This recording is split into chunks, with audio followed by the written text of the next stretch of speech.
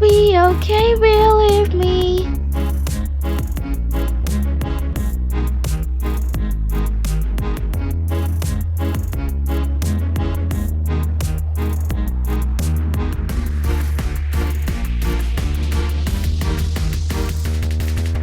Just your imagination, the exit is your fixation. Door after door you find that it is just a digital hallucination. You try to find a way out, but you're stuck here day after day inside a digital hallucination.